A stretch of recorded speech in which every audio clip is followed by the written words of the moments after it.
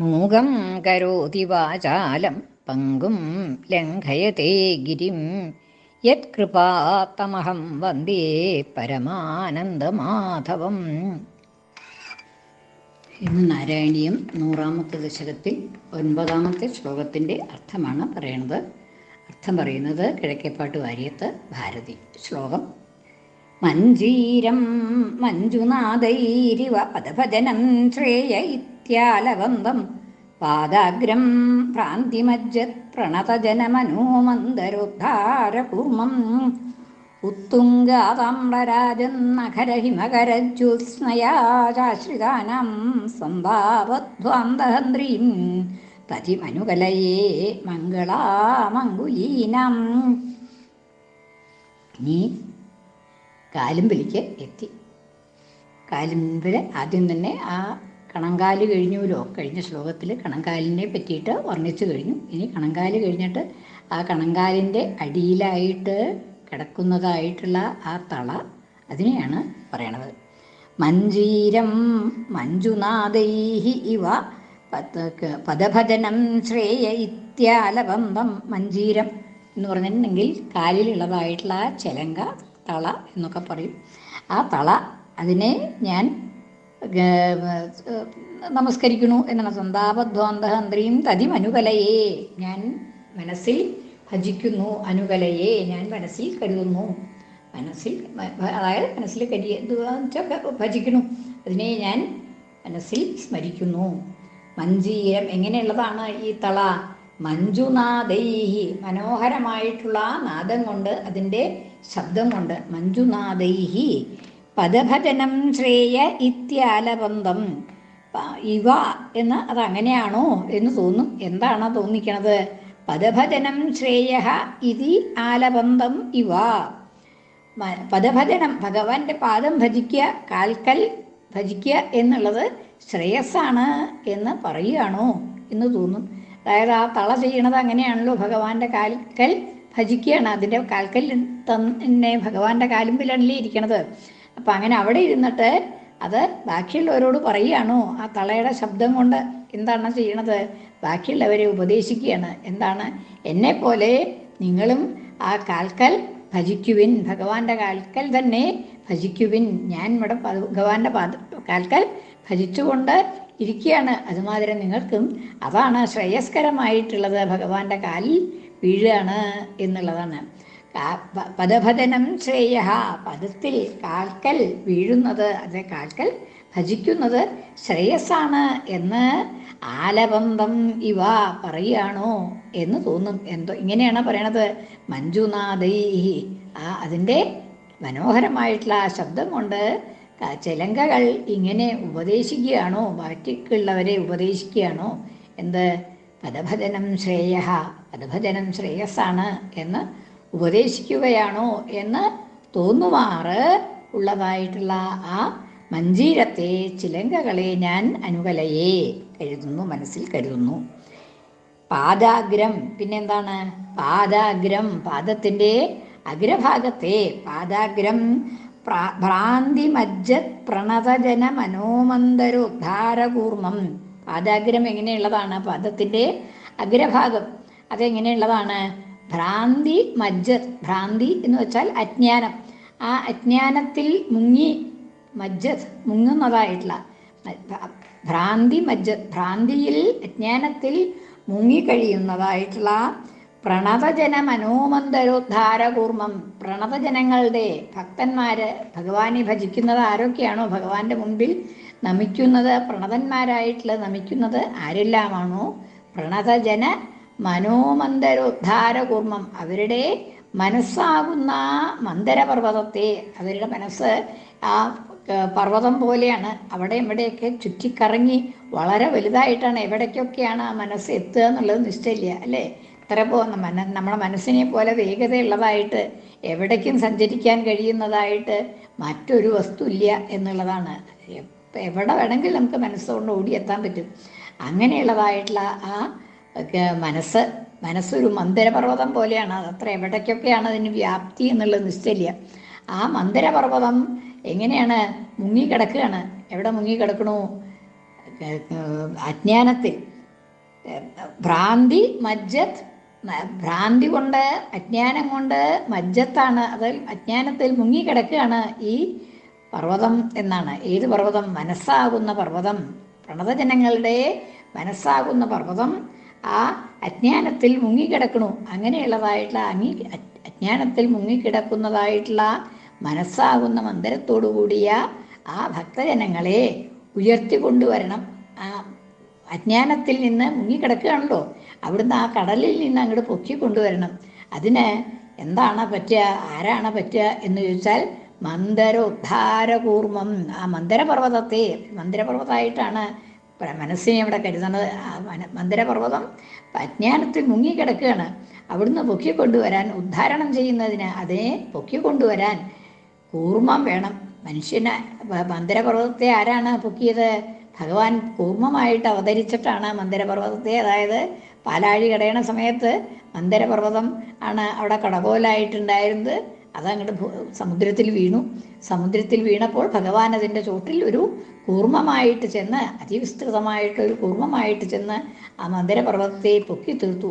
ഇവിടെ ഈ അജ്ഞാനമാകുന്ന കടലിൽ വീണ് കിടക്കുന്നതായിട്ടുള്ള ആ മന്ദരം എന്നുള്ളതായിട്ടുള്ള പർവ്വതത്തെ പൊക്കിയെടുക്കാൻ ആർക്കാണ് സാധിക്കുക? ഈ കൂർമ്മത്തിനെ സാധിക്കൂ. ആ കൂർമ്മം ഏതാണ്? ഭഗവാന്റെ പാദാഗ്രം തന്നെയാണ് എന്നാണ്. ഭഗവാന്റെ പാദാഗ്രമാണ് അതിനുള്ളതായിട്ടുള്ള ശക്തിയുള്ളതായിട്ടുള്ള കൂർമ്മ. പാദങ്ങളുടെ അഗ്രഭാഗം, മുകൾ ഭാഗം, അതാണ് അതിന് മുകൾ ഭാഗം ആമയുടെ ആകൃതിയിലാണ് ഭംഗി എന്നാണ് പറയുക. ആമയുടെ ആകൃതിയിൽ നടുക്കിൽ ഒന്ന് പൊങ്ങിയിട്ട് അങ്ങനെയുള്ളതായിട്ടുള്ള ഇതിനാണ് പുറവടി, അതിനാണ് ഭംഗി കൂടുതൽ എന്നാണ്. ആ ഭംഗി കൂടുതലുള്ളതായിട്ടുള്ള ആ പുറവടി, ആമയുടെ ആകൃതിയിലുള്ളതായിട്ടുള്ള ആ പുറവടി, ആ മന്ദരപർവ്വതമായിട്ടുള്ള മന്ദരപർവ്വതത്തെ പൊക്കുന്നതിന് കഴിവുള്ളതായിട്ടുള്ള കൂർമ്മം ആണ് ഭഗവാന്റെ പുറവടി എന്നാണ്. അങ്ങനെയുള്ളതായിട്ടുള്ള ആ പുറവടിയെയും ഞാൻ അനുകലയെ, ഞാൻ മനസ്സിൽ സങ്കല്പിക്കുന്നു, കരുതുന്നു എന്നാണ്.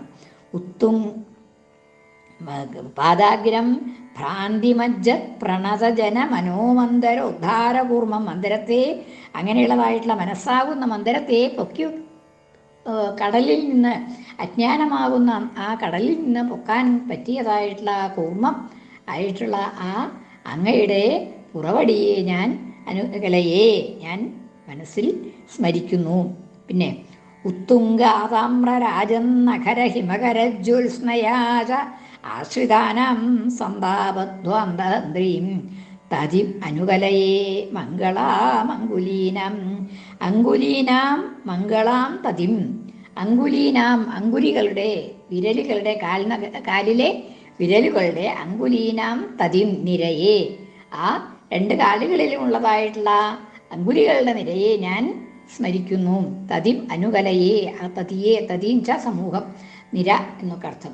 ആ അങ്കുലീനാം തതിം, അങ്കുലികളുടെ വിരലുകളുടെ നിരയെയും ഞാൻ കുമ്പിടുന്നു. അനുകലയെ ഞാൻ മനസ്സിൽ ഭാവനം ചെയ്യുന്നു. ഇനി അതിൻ്റെ വിശേഷണമാണ്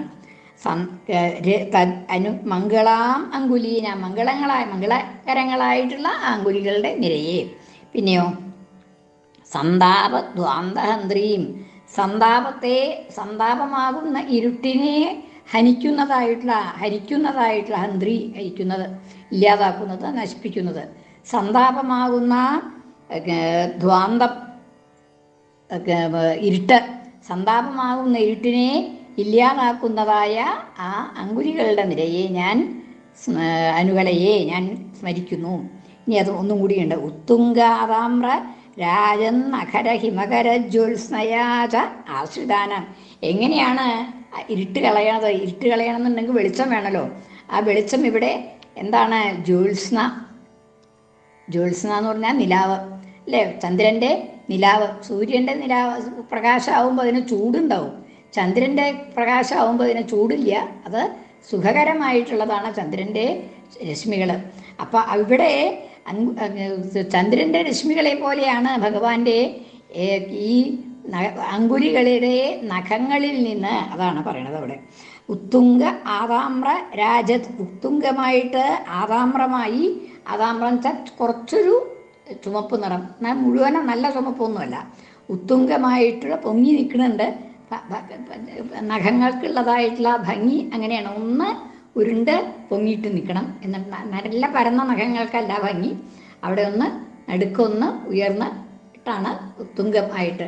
അപ്പോൾ ഉത്തുംഗമായിട്ട് ആതാമ്രമായിട്ടുള്ള കുറഞ്ഞൊന്ന് ചുമന്നിരിക്കുന്നതായ ആതാമ്ര രാജൻ അങ്ങനെ ശോഭിക്കുന്നതായിട്ടുള്ള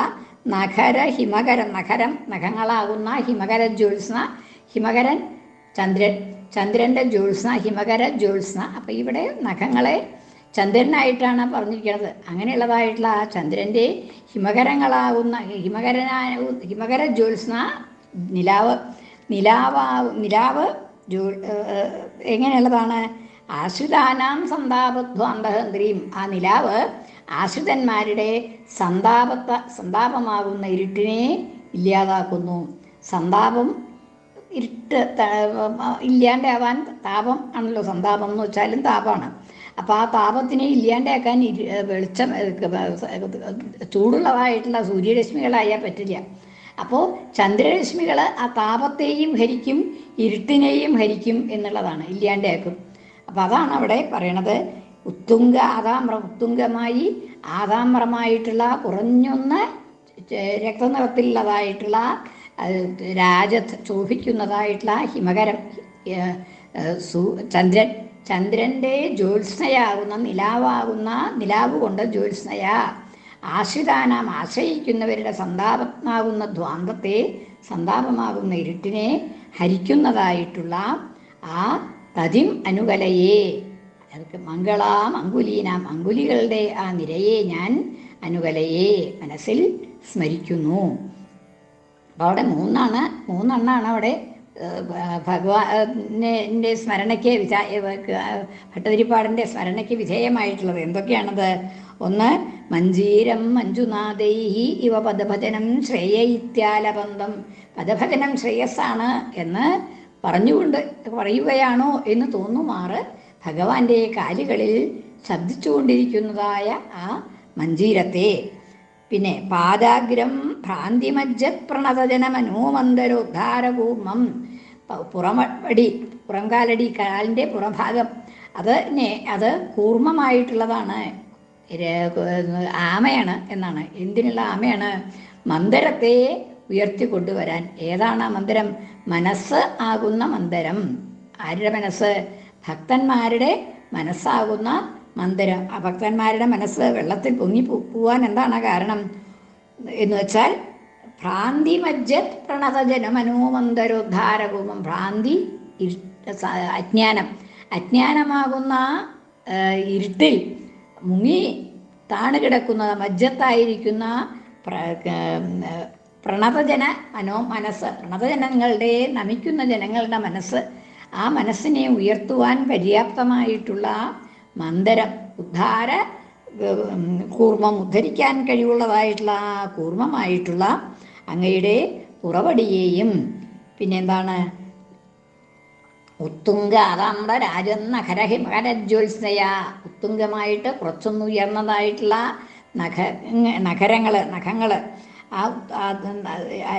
ശോഭിക്കുന്നതായിട്ടുള്ള നഖങ്ങൾ, ആ നഖങ്ങളുടെ കിരണങ്ങൾ, അതിൽ നിന്ന് വരുന്നതായിട്ടുള്ള രശ്മികൾ, അത് ഹിമകരം പോലെയാണ്, ഹിമകര ജ്യോത്സ്ന പോലെയാണ്. ചന്ദ്രൻ്റെ ജ്യോത്സ്ന നിലാവ് പോലെയുള്ളതായിട്ടുള്ള ആ പ്രകാശം കൊണ്ട് ആശ്രിതാനാം സന്താപധ്വാന്തഹന്ത്രിയും, ആശ്രിതന്മാരുടെ സന്താപത്തെ മുഴുവൻ, സന്താപമാകുന്ന ഇരുട്ടിനെ മുഴുവൻ ഹരിക്കുന്നതായിട്ടുള്ള ആ അങ്കുലീനാം തതിം, അങ്കുലികളുടെ തതിയെ ഞാൻ സ്മരിക്കുന്നു, ഞാൻ ഭാവയേ എന്ന്.